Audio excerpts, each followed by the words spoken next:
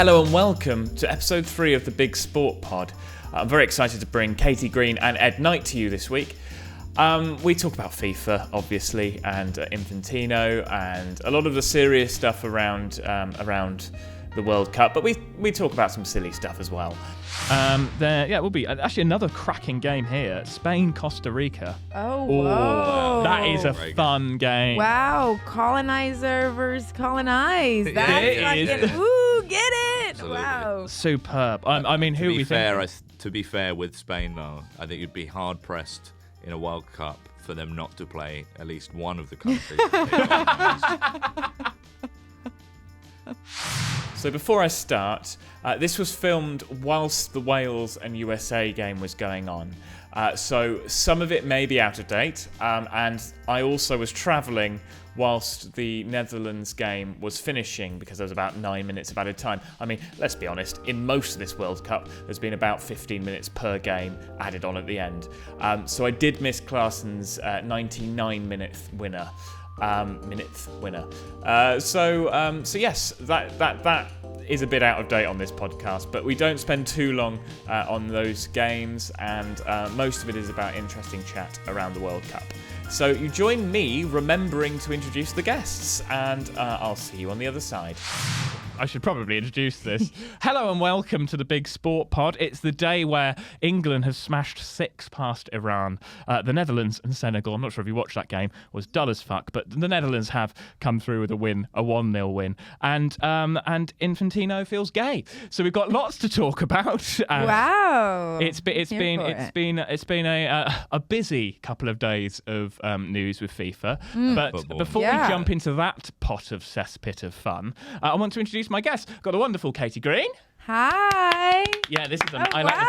Because you're American, we're clapping you in. Oh, wow. That's amazing. And we've got the wonderful Ed Knight. Woo! Loving it. Wait, there we go. Are we looking? Okay. Ed is just looking at himself. Hi. For the listeners, we are recording this whilst the USA and Wales game is on. We have got that on a screen. We've got 2 screens to look at and distract ourselves with. The one with all the cameras with us on, and the Wales game. If we manage to get anything out of this podcast instead of just watching the game, I'll be amazed. But let's get stuck in. I want to talk about your teams. We were just talking about Crystal Palace. Who do you support, Katie? Do you have a team? Well, so I support Arsenal, but when I was younger, I supported United because I'm American, so I can do that. Yeah. Well, I mean, it's only really so it's a very new sport in America, isn't it? It's become this sort of very new sport. Because I've got British heritage, so like my mom is into football, my grandpa is as well. And I just think that was what was difficult about finding a team was that like whatever played on TV was like who like, and it'd really be United or Chelsea games that were like they'd only play the big games, like they wouldn't play like Leicester. Because I mean the MLS has grown now; it's becoming a real big thing. But it's also. Do you not like it? No, I don't. I just don't like American like football fans. Like I don't like. They're just not fun. Like, there's not a culture there. Do you know what I mean? Like, MLS games are really boring. Like, the chants are really polite and... I can imagine it just being like, go team! We're having... I was going to do the American accent then, but I stopped myself and I'm so proud of myself I don't want to offend the guests immediately. But it's very much like, we encourage you, instead of like shouting down going, you're all pricks, like on the other side, which is very much the English approach. That's the worst thing ever. I also feel like America's like a really big... country, obviously, as you know, being well, this is the hot takes here on the Big Sport Pod. Hot takes. America is a big country. Thank you, Ed. Now, if you could go on. But like countries with sort of like legacy football, like from ages ago, like South American countries, European countries, and like and stuff. Really, like there are many leagues and teams all over the place. I feel like it's quite hard to sort of get like a gathering of local fans. If as well as like I don't know what like lower league football is like across America apart from MLS and how like strong the game is there, but it feels like college. Is it a bit more like college? Oh really? Is that what? Yeah, is that really. That's quite. It's popular, but it's not anything like college soccer games compared to college like American football games were like no questions asked. Like you've got a stadium and that you're playing in, whereas like in soccer games, where it was like people in the bleachers, like it wasn't on a field. Like I like the idea that like an MLS local rivalry will have a flight in between to go and join them. It's like a flight to have a local rivalry because it's just such a big country. The UK, can you tell the English people are like, oh my god, like a whole UK is like some of America. This is what I was asking. Big I realised that it was just what I was about to say was based on just vibes and baseless assumptions. But welcome to the podcast. That is very much what episode 1 was. I'm going to get stuck into the football because you're a Crystal Palace fan. We've just had a bit of a discussion with that. Yes, sir. It's been an all right season.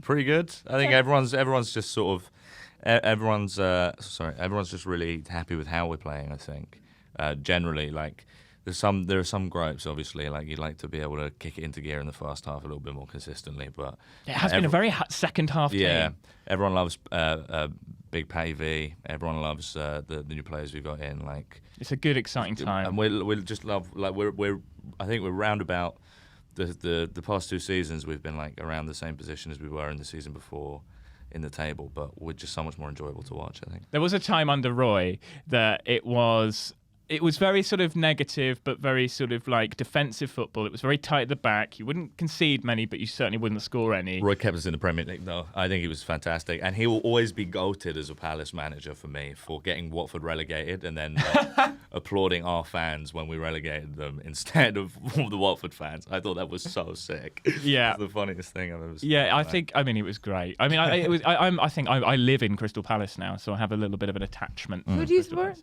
I support Bristol City. Okay. And the less said about them, the better.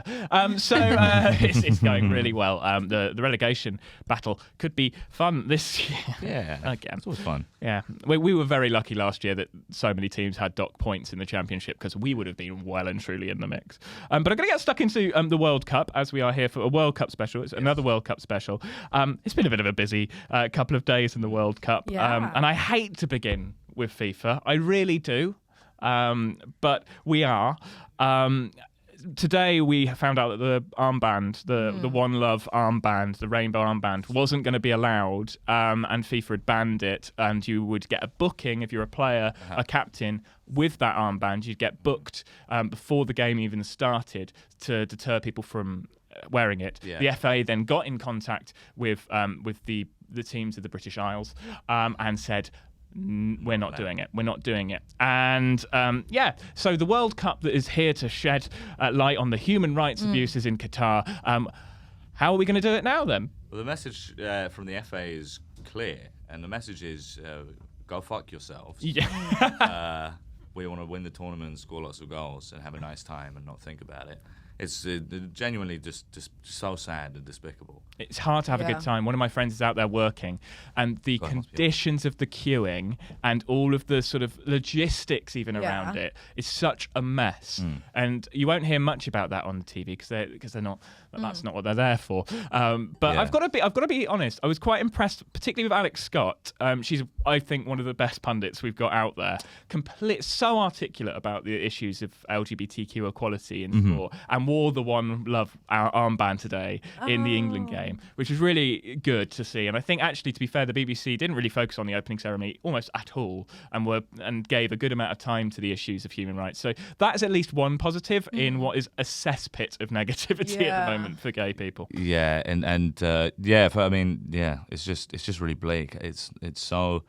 Especially something like a little armband, something that feels so gestural in the first place, to be so easily dropped for what is like a completely meaningless penalty. Really, I saw someone point out on Twitter today that like players take yellow cards all the time when they take their tops off for celebrations. And then what's really frustrating as well is like you see players take the knee before the game. That was a protest that was originated by one man who faced a lot of backlash in his sport, and now because of that, it's something that's completely normalised across all sport, and the sentiment behind it. It's like you're protesting. It's not meant to be allowed. Do you know what I mean? Yeah, the whole point. The whole point of activism is it's not necessarily always like within the regulations of a sport. Right. I mean, you've seen that in F1 with Sebastian Vettel and Stroll and Hamilton wearing One Love rainbow jerseys in the Hungarian Grand Prix, and they all got reprimanded by the FIA for promoting a political message. I'll get the words out in a minute. which I find frustrating, Yeah. as I always say, and I bang on about the fact that I'm not a political party. Yeah. That's not what I am. If the powers that be pat you on the back and say, "Yeah, on your way, you can do that," then it's not a protest. Like, Yeah. then you're not doing anything. And what do you think? What would you think would be a good gesture? I'm throwing you under the bus here a little bit. I don't That's a know. I hard feel like question. there should be something. It seems so little to just have an armband in general. I think let's go all out. I think rainbow everything. My friend, who I was watching the game with today, Joseph Emsley, friend of the podcast, Mm-hmm. he suggested something which I thought was brilliant, is everyone changes their hair colour to a colour of the pride flag. Wouldn't that be good? Oh, yes. That'd be so good. Yes. That's I love that. But who would have Yeah, to the double up? aerial would be really good then. Yeah, it would be, you Yeah. always see rainbow dots. Just like, Yeah. It'd look like Football Manager. Yeah. It would be great. So what you'd have to do is you'd have to get one person sent off and then kill the referee so that there are only 21 people on the pitch, and then you'd have each colour 3 times. But you'd have to see who was allowed. That was some very bleak Yeah. maths. All right. Bleak maths involving murder, but the rainbow flag Yeah. is accurate. Yeah. So I've just written down some little notes here. I mean, I think that the idea that there was a lot of people in FIFA being interviewed way before the World Cup was happening, saying that it's important to shed a light on these issues, and that's what we're going Right. to do, and that's what we're here to do, is to say this isn't okay. They've done none of that. They've reversed. And I'm not sure if you saw Infantino's speech, where he said, I am Qatari. I'm butchering this because I don't have it written down, but I'm Qatari. I am black, I am gay, I am disabled. And I know what it feels. The reason why I say that is because I know what it's like to be discriminated against, because I was bullied for having red hair. Baffling speech. He missed out women in the speech, and then a journalist went, "But you didn't mention women in that sort of speech." And then he went, "Oh yeah, I forgot about them. Women as well." And it was just like it was so. He's an Italian guy, right? Yeah. It was so. Oh yeah. It was, Italian guy, right? It was yeah. so hard to You watch. said the Italian guy's speech was racist and sexist. Did I get that right? And right. and homophobic. and Sorry. ableist. Yeah, I forgot. Yeah, that's It was fine. all of them. If he had like a bingo card of offence, he really fucking completed that card within record time. What a cunt. Chris MacArthur Boyd pointed out on Twitter that his name is Gianni Infantino. So his name's like Johnny Baby in Italian, which is really funny. That's great. He's a Johnny- lovely man. Johnny Baby. I can't believe it's not such a- Infantino. It's just so frustrating to see the barefaced lying about it. You know what I mean? There's absolutely no interest in it's also this is what all the stuff about obviously it's sorry, I feel like I'm talking a lot here, but like No, that's part of the podcast. all this stuff about FIFA monitoring the human rights records and stuff, and people have been talking a lot about exploitation that happens everywhere in the world. And that's obviously true. As a white British guy who was born and raised in Britain, it might be a bit eyebrow raising for some people to hear me talking about exploitation of migrant workers and workers in the global south and stuff. But I think there's a little bit of a the whole point of the exploitation that everybody's talking about is that it was done to facilitate the World Cup happening. You can't have FIFA going there as some kind of moderator when the reason that everybody's talking about migrant worker deaths is to build the stadiums the stadia that the games are going on in. You can't. The World Cup and the exploitation are completely inextricable from each other in this instance. So it's really fucking frustrating. I think what FIFA have shone a light on is sports washing. And they've pretty much done a sort of step-by-step process on how to nail it. But I just don't think they're going to be able to keep a lid on this one. Because we see this with all sports. But what do you think, Katie? Yeah, I don't know. I feel like people are already, the sentiment around the World Cup is not how it usually is. I think that with everything I think that just the ambiance is not really, everything is a new bad thing. Every day is a new bad thing. So I'd say, I don't know, but what's the solution? I would say the solution for me would be to take the World Cup from FIFA. I don't think FIFA should be running these events. There should potentially be a runaway event that sort of rivals the World Cup. Sure, we won't have the history, but I think there needs to be a situation where the teams now club together and go, and this might not be feasible or possible, but in my mind it would be such a strong moment for, even if it's just the European countries where it's much more acceptable to be gay in these locations, to go, we're not going to do it. And if Spain, France, and all of those strong powers, and Germany particularly, they've always been very good with this kind of stuff. If they then go, well, they're not we're wearing not the doing armbands. They're not wearing the armbands, even though they flew their squad to Qatar in something they called a diversity plane.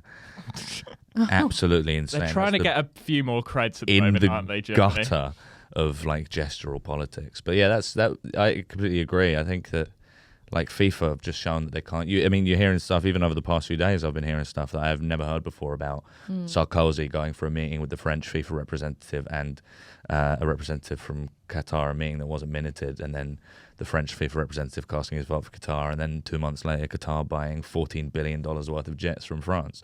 Like you hear something new like every day, and it's just. Like you said, it's like the vibe is off. Yeah. People aren't. I'm certainly not as excited about. I think, but also because there's more awareness and like of what's going on. Because I feel like the exploitation has always been an issue, especially when they are in places that are underdeveloped, or like with Brazil, like that was a really big issue of them like not putting money into favelas, or not putting in money to all the people who are like poor and can't have food, and then putting all this money into these stadiums. And then another thing, they like put these walls up, like because in Rio, I know, like on the journey from the airport to the city, you pass by favelas. So their solution was to just put higher walls up so people coming in wouldn't see it.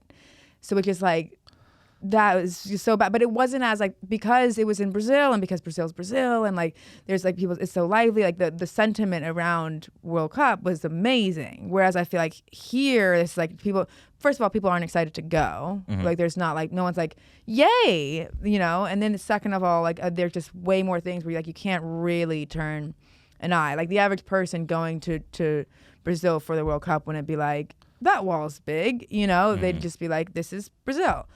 And whereas here, I just feel like you kind of, in Qatar, you kind of like know there's been so much talk from when it was announced that they were going to host it. So I don't know. It makes it feel really, I guess, icky. I think also, this isn't new territory for the Middle East. I mean, if you look at Dubai and the way they treat migrant workers from India, it's not new territory, and this is, and as you say, I think it's such a good example with Brazil, because we don't actually, as a person, I've not made that link with Brazil and the Brazil World Cup, and it's a really important one. Well, this is like the exploitation of workers who are essentially slaves is nothing new for anywhere. I mean, if I know it's a trite example that people use a lot, but if we look at the percentage of our clothes that were made by people on 5p a day, or this table or whatever, I think we'd be really, really surprised at how much slave mind cobalt is in that TV behind us.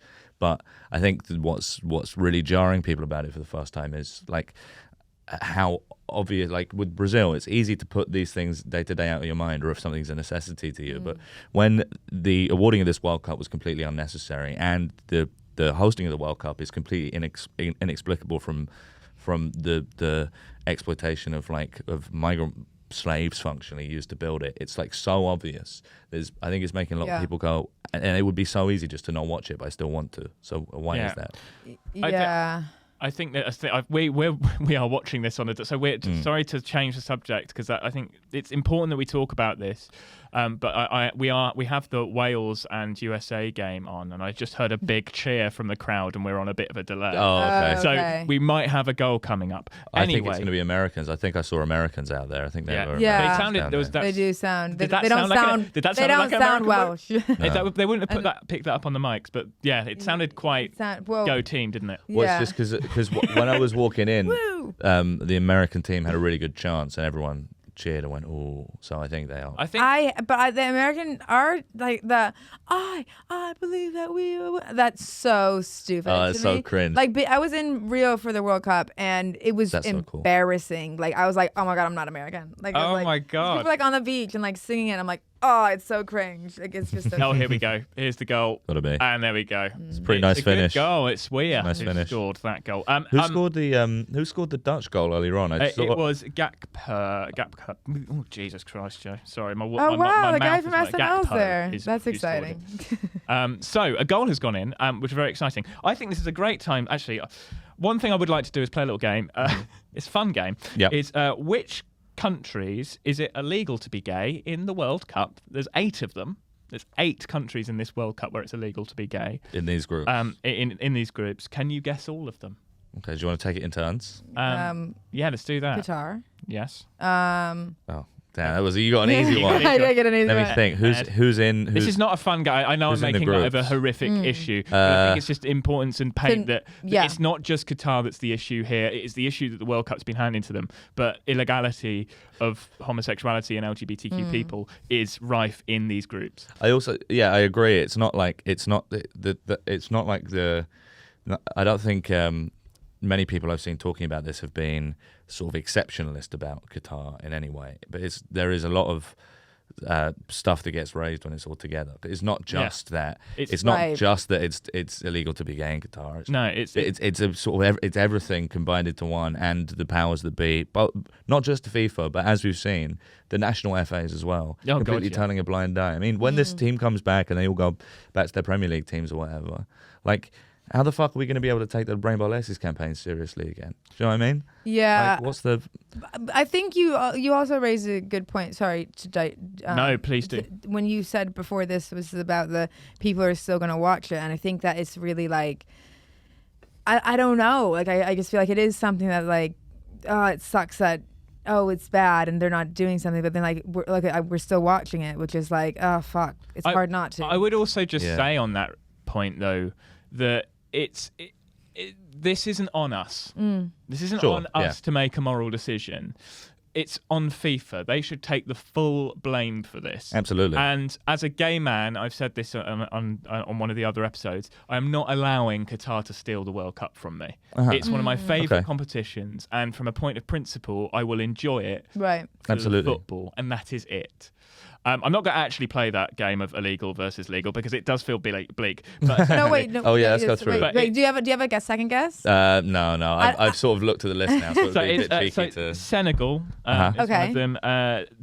Iran, death penalty there. Oh, right. Saudi Arabia, death penalty there. Tunisia, Morocco, Cameroon, and Ghana are the teams. Fun fact, though, about Uruguay. Oh, yeah. It's been legal to be LGBTQ there since 1934. Oh wow! Isn't that cool? Uruguay. Bit of fun. Latinos, wow! I don't know what their gay marriage rights are, but I'm pretty sure it's pretty good. My so yeah, it's a big. girlfriend got Uruguay in her work sweepstakes as well. So Well, I think they're a pretty good. I like it. I like Uruguay. Did you see their? I think it was Uruguay. They did this really awesome team announcement video. I didn't see that. No. See if I find it. I think it's really good. Hang on. Whilst you're finding that, I'm going to move on to the fact that we did watch England absolutely demolish Iran today. And I'm going to be honest, for the first 30 minutes, I thought it was going to be a 0-0 draw. It felt so negative. It felt like a really hard game to watch. Now, you're supporting England, which I wasn't expecting. You know what? I'm a bit of a... I've always supported England because my grandpa's from here. And I'm a big Wayne Rooney fan. Like, amazing. Really big. Me like, too. used to really love him. Like, in love. And That overhead kick, I will always remember. And it was just one of those perfect goals. Rooney's class. Yeah. I like him. Really. Because I think internationally, it's weird to support the US.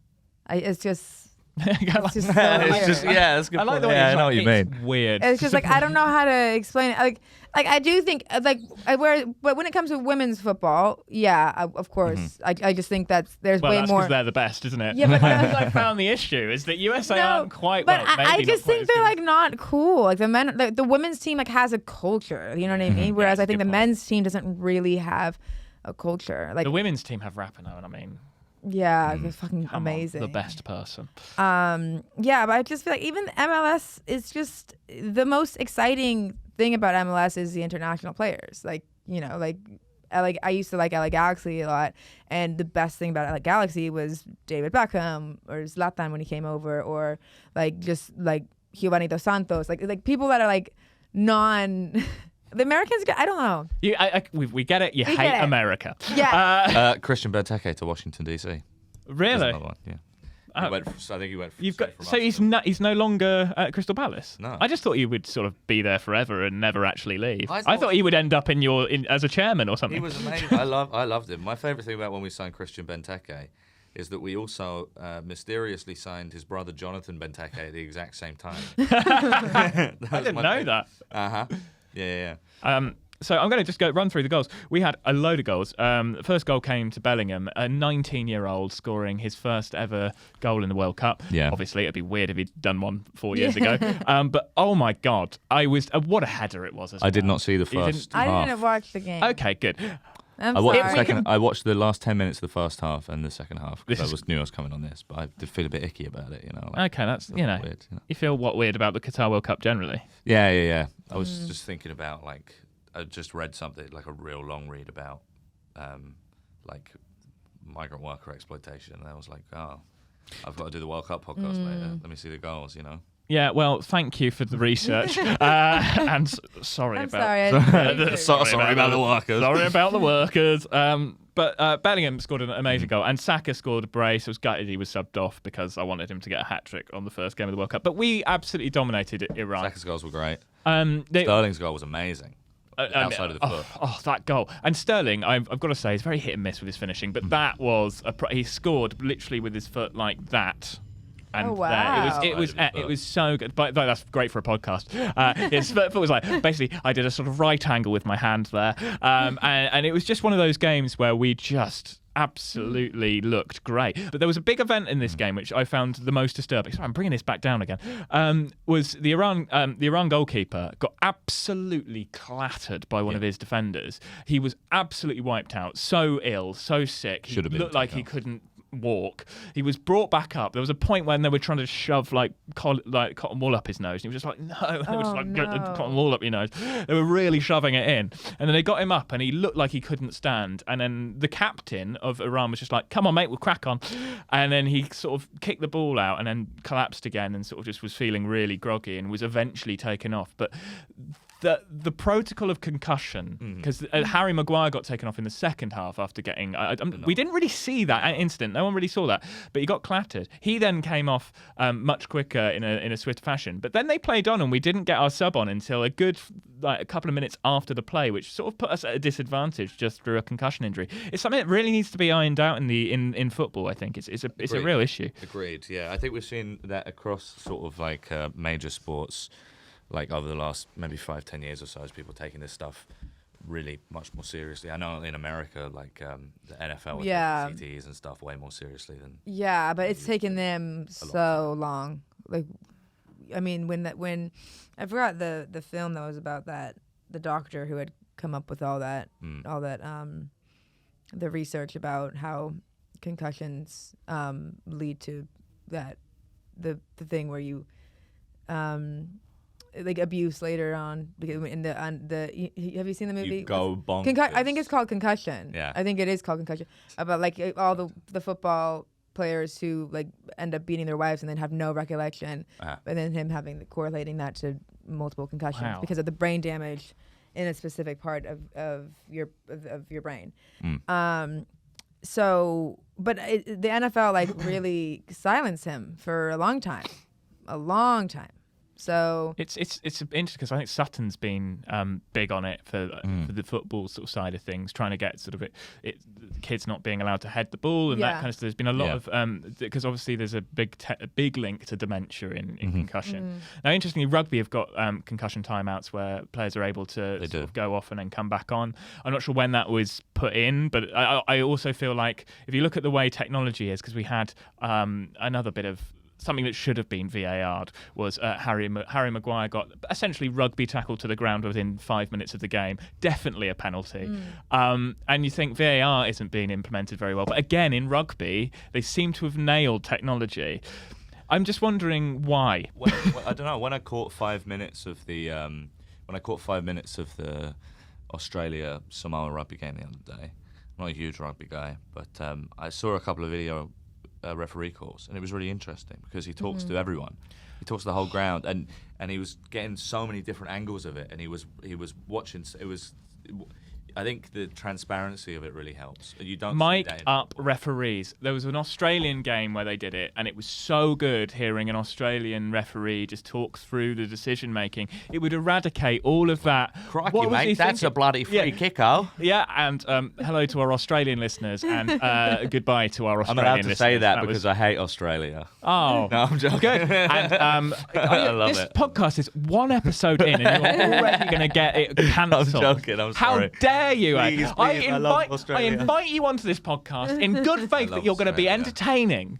I love Australia. Big up all my Australia. Have you ever done a gig in Australia? Yeah, I did the Melbourne Comedy Festival. Oh, all right, It was big. sick. Oh, I remember the video. It was very Yeah, good. it was great. I had such a great time. I talked a lot. So I was going to try and get to a Melbourne victory game, but You won't be going now. yeah. Hounded out of the country. Yeah, or other football teams are available. This isn't the BBC. As I said in the last episode, they could have had this. But I think the main thing with me for VAR, and I'm sure you'll both agree, every single football fan I've spoken to is just the same. It's very simple. It's just some fucking consistency, some kind of playbook. Because people don't get pissed off that, this is just one example out of many you could pick, that Harry Maguire doesn't get that penalty in that game if a much softer one isn't then given by VAR later in. Like, you can't have both. If that, no one would care as much if the second one wasn't given, and the people would be forgiving of the second one if the first was. But what makes the least sense is for the first one not to be and the second one to be a penalty. That's banana. Well, I think offside, I feel, has really got much better in the Premier League. I'm not sure if you guys... I can't remember debating an offside decision for a couple of seasons now, apart from obviously yesterday in the Qatar game, where a goal that should have definitely stood for Ecuador was given offside. That's the first time I've seen that for a long time. I was like, oh, actually, they've sort of done that. So it just needs to be done across particularly penalty decisions, handballs, tackles, grappling in the box. That kind of stuff just needs to be ironed out and more consistent. I just think with another 5 or 10 years, stuff like what really kind of, I think, makes the finer kind of decisions with stuff like offsides with VAR, because you do see a lot of football pundits and stuff for the Premier League and shit talking about how it's ridiculous that VAR gave it offside or whatever. I think there's a tiny margin in the top 1% where it really comes down to human interpretation. Like, if if the barest part of somebody's shoulder is beyond the second man, then they are not realistically at an advantage for scoring a goal. If they're 2 yards beyond them, then yes, that's offside. But if the human eye can't see that you're offside, I think it's forgivable. I think there are some offside calls that are technically like a millimetre off that you wouldn't want really given, but you can understand why. I completely agree. This might just be because we're comics, but should we run football? There's an eagle. So I feel like we should run football. I think so. So I'm going to move on because I've got quite a lot to get through, and so that's the England game. We smashed it. We're going to be great. We're going to win the World Cup. We'll touch on the Do you Qatar really think that? We'll touch on the Qatar game. It happened. Ecuador won. I'm delighted. Netherlands beat Senegal 1-0. I'm going to be honest. The only highlight was the goal. It was one of the worst games of the tournament, and that's saying something considering the Qatar game was absolutely dreadful. I saw a clip of the goal just as I was on my way out of the house, and the goal did look exciting because it looks like he scored it with the back of his head. It was as exciting as it seemed. Okay, fine. It was. Do you watch every game? I am for this. I'm watching every game. Okay. I want to be. I'm. This isn't the most well-researched podcast. Sorry, everyone who have joined, but The Athletic is available for that. We're here for just like some light-hearted chat, as we can tell, where we've covered migrant workers, LGBTQ issues, the death penalty, and England's 6-2 win against Iran. Yes. Oh, actually, I should mention Iran. There was a really powerful statement at the start of this match. I'm not sure if you saw this. During the national anthem, the Iranian football team decided decided not to sing the national anthem in a sort of show of solidarity with everything that's happening in that country at the moment. And it was just a really powerful moment. So I just wanted to sort of iron out. And actually, the Iranian captain spoke out against Iran today in a press conference, saying that he had commiserations with all of the bereaved families and stuff. So there's some real power going on there, and then it makes you realise just how feeble we are not supporting LGBTQ people. This is absolutely nuts. Oh my God! So just for the benefit of the listeners, we are watching the television at the moment, the ITV, and Ed Knight, our very guest here, has just appeared on an advert. Oh wow! Oh wait, I really wish I could have gotten that on record. Oh, Don't forget to subscribe to ITVX, the UK's freshest streaming service. Okay. Okay, we will do plugging at the end, but that's very Oh, exciting. I really wish I recorded that. I mean, That's so cool. weird. You're essentially wearing a plug as well. I like this. Yeah. You are the freshest streaming service. Yeah, with thousands of shows and films completely free. Well done. So what, Oh, that's so much. Oh my God. in terms of USA Wales, I'm bringing this away from because they're not going to sponsor this podcast. Just bringing this on to USA Wales. Who do you think are going to win this? I feel like obviously USA are 1-0 up at the moment. I feel like they probably. I mean, I'd love Wales to win it because I'm breaking the mold of England fans, and I love Wales. I want them to do well. I love everything about the Welsh. I think I'm jealous of their pride in their country. I'm jealous of the fact that they have a cool language. I'm just jealous of the Welsh in general. So if Wales could for some reason sponsor this podcast, that would be great. But yeah, I would love Wales to win, but I think USA might just eat this out for a 1-0 win. I think us and the USA will get out of the group. Okay. We'll get out. Yeah. I think so. I think we looked good today, actually. We looked a bit like old us, not Nations League us. But then again, it was against Iran. But Iran aren't a bad team. If you look at the rankings, if you go by the rankings, which they were to be fair, atrocious today. They were awful. And what a shame. We didn't win by being I don't think we won by being a good team. We won by them being a bad team. Once we were 3-0 up, we yeah. played with flair and we played with freedom, and I think that's what we need. Sometimes we just need a couple of goals. 3-0 after every game. Yeah, sure. We'll play negatively until we've got 3 goals, and then we'll play. I'm going to rattle through the games coming up. I'm going to rattle through these. Talking of France, Australia. Put a tenner on Australia. You're welcome. Oh. Australia to win. I wonder why. We know the grudge.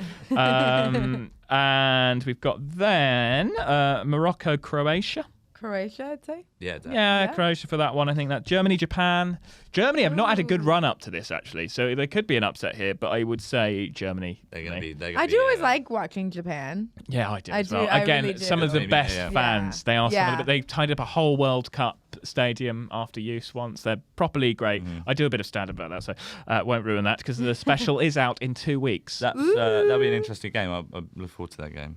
It will be actually another cracking game here. Spain, Costa Rica. Oh, whoa. That is a fun game. Wow, colonizer versus colonized. That's fucking, ooh, get it. Absolutely. Wow. Superb. I mean, who we think? To be fair with Spain, though, I think you'd be hard pressed in a World Cup for them not to play at least one of the countries.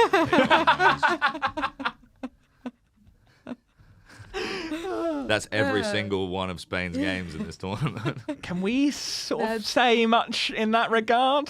Yeah. Playing the USA? I think if you're... I know, Can we probably get off of our high horse a little bit? I'm my going to be horse is American low. now. The only people that you can make fun of are other empire countries. Spain, Portugal, France, fair game. Apologies, I just got a match on Hinge. Right, I know it's going well for me. Wow. Very lonely. Next game, Belgium, Canada. Tough. Banana skin, Canada. They're looking quite good. Yeah? They're right. I've read of some Canada. blogs. They're saying Canada are a good team. I'm going with it based on the research of other people. I don't know any Fine. Canadian player. Did you read it on theathletic.ca? No, I didn't. I didn't. But very good place. No. It was just, the Athletic was the first football website I could think of. That's fine. That's fine. They get a lot of mentions on this podcast as to somewhere where you can find genuine content. Switzerland, Cameroon. That's gonna be a Switzerland, good Cameroon. game. Another close match I used to there. have a really big crush on a guy who was Swiss and Cameroonian. This is good. Is this with any football relation there, or just someone? No, I met him at in Brazil. Yeah, but actually not during the World Cup. this isn't for the podcast, but there's someone that you have a picture with in Brazil, which I'm going to be honest, it looks like you're stood with two models. I know exactly who you're talking about. The baby oil has worked hard in that so situation. Hard. Anyway, going away from this, sorry, got Can very you put that? I'll send it to him. Sorry, I got very. Yeah. I suddenly just got. Well, very this distracted. Switzerland-Cameroon game has got me thinking of. Anyway, Uruguay, South Korea. That's going to be a good game. Oh. South Korea. Yeah, Great. I mean, there's some good games here. By the way, Really good did we matchup. pick a winner between Switzerland and Cameroon? I think probably Switzerland. I think. Switzerland. I'm going to say Cameroon for that one. I'm Really? gonna say 0-0 maybe. Cameroon, maybe. Belgium, Canada. We didn't really pick a winner, but it's Belgium's to lose Belgium, that, isn't yeah. it? Uruguay, South Korea. I love this as a matchup. Yeah, same. I think Uruguay have got a really strong team. This could be a big goal fest. This one. This could be one with like the 3-2, 4-3 kind of vibes. I hope so I because we wouldn't be need that. surprised if either of those teams won it really. But Switzerland, I would say, I think they're a little bit of a wild card. I think you never really know with Switzerland. No one knows. They're very hard to call. They're very on the fence, aren't they? That's very old. Oh God. I'll be at the Jongleurs next week. Portugal, Ghana. No one Portugal. knows. I don't think anyone really cares. Portugal, overrated team for me. Yeah, so boring to watch. Yeah. Oh my God. I'm not excited about that Yeah. game. I've just realised that one of the things. There's my other bit of paper. Oh, It's you got so smooth. This. You're so good that you've got a printer. I've done a bit of prep. I know I've got a printer in London. Wow. I'm living the life. Yeah. There are some other games that we can go through. Okay. Oh, yeah. Brazil, Serbia. Well, that's really hard. I wonder who will win that one. I think another Latino win. for you. I love Brazil. I used to Latin country hate Brazil, and then when I went to the World Cup, it kind of made me change my mind because they're fun. They're like the way football is life, and I love that. I've never been. I would love to go. You I mean, absolutely love it. okay, great. I We saw- won't dig into the details as to why, but I'm sure it's fine. I've seen the guys you hang out with there. I met somebody. Can you introduce me? Sorry, Ed. Sorry to cut across. I met somebody from Brazil very briefly in 2014. And after the Germany game in the World Cup, we never spoke again. Really? I was like messaging them, being like, "I'm sorry," and they were like, "Do not speak to me." Wow. Oh my god! Bible. Wait, that's wait. They were that's so crazy. upset. Like they were just so upset. Like, and the next time I saw them, they were just like, "Yeah." I saw in a watch party in the street. I saw a man hit his wife when they missed a goal, What the and fuck? it was very difficult to watch. Yeah, that's fucked up. Christ. Yeah, but also Yeah. the passion. I'm just kidding. Fucking hell, Jesus Christ. Well, I think we found a clip for social media. Thank you. That'll draw people in. It's just been a very edgy podcast. I think We're it's the his two room. edgiest guys. I think it's his room. It's the Yeah. vibes. And I'm just you know? like, You're being Oh. haunted by the energy of Helen Bauer. That's why you're saying naughty things. A great podcast. Do listen. They don't need the listeners from this. If they could give us their listeners, that'd be great. Wales, Iran. That'll be their next game. Wales. I think that's a winnable game for Wales, isn't it? Oh, definitely, yeah. Yeah. I feel bad for Iran, but I don't think that they're making it out of the group. Yes, and we'll just end with England, USA. There's a few more games going on. That but- will be fun. That would would be be fun. a really, really good. I think I'd be like 4 or 5 now. Wouldn't be surprised. To England? Yes. Oh, I wow. genuinely How do you? Yeah, I mean, will you just pick whatever team wins and go? Thank God I support the USA. No, I don't ever really support the U.S. because even when they do well, it's like, it's not that fun. So I'm going to support England, but I do think it will be an interesting game. I think it will be. I think there's some flair in that US team, and I think it's quite an interesting group generally because I'm very excited about the Wales game because that lovely classic rivalry where they hate us and fair dues. Right. And I think if any fans dislike Wales, it's kind of not fair dues. Right. I think that I just think that like I don't think we have the best team that we possibly could have had, but I also think that this is a team that can and will probably just turn it on. I hope so. I think it's probably more likely that we lose to Wales than America. Yeah, I think that's but if we've won our first 2 games, then the pressure's kind of off against Wales. Oh yeah. Which is lovely. That's one of the things I've noticed about this World Cup. The stadiums are empty. Yeah, absolutely. Well, yeah, I think that's quite an interesting, like, that would have never happened any other location, really. I think this is really a testament of people's feeling, like, regards about Qatar in general, but also everything that's going around. Like, it's just A lot of Dutch fans have gone, we're not coming. And the Dutch fans are like, if they are passionate followers of sport. If you watch F1 now, the Orange Army is one of the things you see them just crop up in almost all of the European circuits. There's always a big Verstappen following. I've just seen that Kiefer Moore's come on, hasn't he? So it is a bit of height. It could be quite useful for. I just think it's like a lot has been made of this, rescinding the ability to buy beer thing. And whatever, who cares? Like, I think that's the least bad thing about this World everybody Cup. making that into a big thing does feel a bit like, okay, it's weird that's the thing you've picked. But it is like, if you like football, which a lot of people do, because you get together with your mates and get fucked up and have a great time. Qatar's just not the place for that. It's not like you're just going to the games and then popping home. You're spending a week there. No one's doing a stag do in Qatar. Nothing else you want to do there, right? No one's going, fancy a stag in Qatar? Yeah. It's a bit more of a dangerous stag. Yeah. But yes, one of the things, whilst I'm here, I'm going to just do some promo for what's coming up. I've got an interview with Keegan Hurst about the Rugby World Cup coming up, the Rugby League World Cup, I should say. Very excited to talk to him about that and obviously about LGBTQ issues in sport. Fantastic guest. I'm very excited about that. And as I said, my stand-up special is out on the 2nd of December, guys. It's the first time I'm dropping the date. It's the much anticipated by 5 or 6 people stand-up special that will be out soon. Yay! And if you do want to support this podcast for any reason, there's a Ko-fi link in the bio. You don't have to subscribe or anything. You can do a one-off payment, and it will just help me pay off the studio. There we go. How is Ed being picked up from the mic? Because he's been about 5 meters sorry, away. But my mic technique is Almost so all of bad. it. Oh, you followed him. You're good. So you've been sort of I've been upping and holding it. downing. I've been holding You it. legend. Cheers, mate. It's been really. Sorry. See, I like it. You turn up. You do your own rules. You're I'm like kind of punk like that. You are kind of punk like that. So, Katie, you're gigging all the time. Yes. Where are you next? What's happening? I've got a few things coming up, but the most pressing thing I've got coming up is on December 5th. I'm on a gig in support of the Women and Children First Aid UK. And that's at Leicester Square Theatre. The lineup's absolutely amazing. Everyone should come. Tickets are online, and that's I think the nicest thing I've got coming up. I think that was so smooth. It was almost definitely obvious that we haven't already shot that bit and fucked it up. Yes. That was great. And what's your social media for those? My Instagram is KDG Comedy, and my Twitter is KT Spicy. And also, just finally, sorry, Katie That's so Spicy. sick. I'm a really big Spice Girls fan. That's awesome. Yeah. Oh, that's cute. Yeah. Who's your favorite Spice Girl? I'm Posh. Okay. But I do believe the perfect woman is 1/5 of all of them together. That'd be like a mega conservative. The best, I think That's that would Margaret create Thatcher. Margaret Thatcher. Yeah. We went on the same line. You got that quicker. You're a better comic. I disagree. And finally, will you be at football?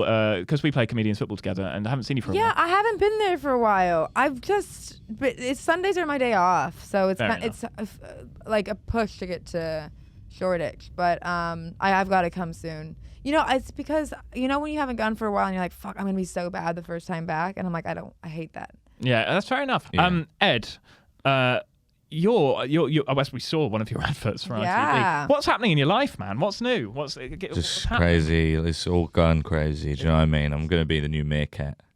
Wow. Basically, for adverts. I'm going to be the new guy for an advert. I'm on an advert for ITV. And so you should go and subscribe to ITVX.